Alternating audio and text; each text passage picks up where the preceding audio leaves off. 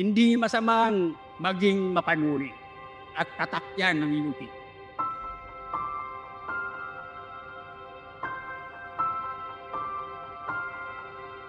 Nagtapos kayo bilang mga scholar ng bayan.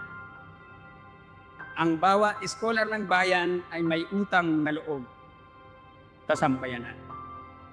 Hindi utang na kailangang bayaran ng salapi, hindi sa paglilingkod.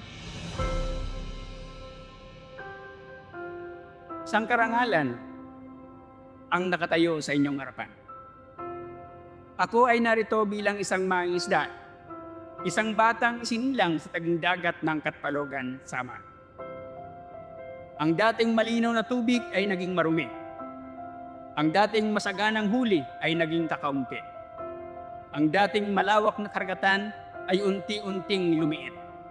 Nakita ko mismo kung paano naubos ang isda dahil sa labis na komersyal na pangingisda.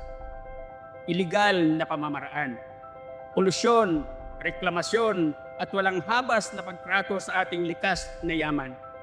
Di lamang isda ang nawawala.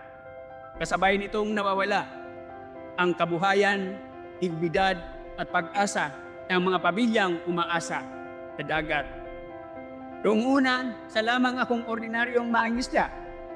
Ngunit habang nakikinig ako sa kwento ng aking kapwa mangingisda, napagtanto kong hindi pala magkakahiwalay ang aming mga problema. Dalhin ninyo ang inyong nalalaman sa mga kaalaman sa mga komunidad. Makinig kayo sa mga magsasakang tagapaglikha ng pagkain.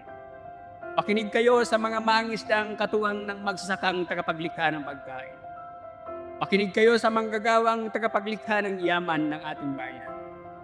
Makinig kayo sa mga katubong hanggang ngayon pinagkakaitan ng boses sa mga kagubatan at sa kanilang lupang mga ninuno.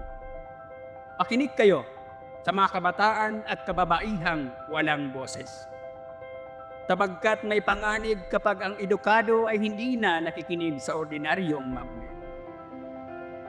Kaya gamitin ninyo ang inyong pagiging kritikal. Sa panahon ngayon, napakadaling maniwala sa magandang pangako. Napakadaling maakit ng mga proyektong tila nagdadala ng kaunlaran. Ngunit itanong ninyo palagi, sino ba talaga ang nasikinabang? Mapapabuti ba nito ang buhay ng mga tao? O baka naman ang nakikinabang lamang ay ilan, habang ang kabayaran ay ang pagkasira ng ating likas na yaman?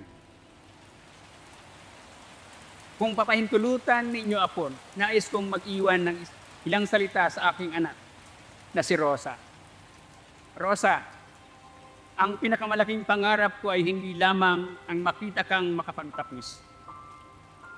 Ang higit kong pangarap ay lumaki kang may malasakit sa kapwa at sa ating bayan. At kung darating ang araw na ikaw ang haharap sa mga hamon ng iyong henerasyon, sana ipiliin mong maging bahagi ng solusyon at hindi ng pananahimik. Ayos ba, na?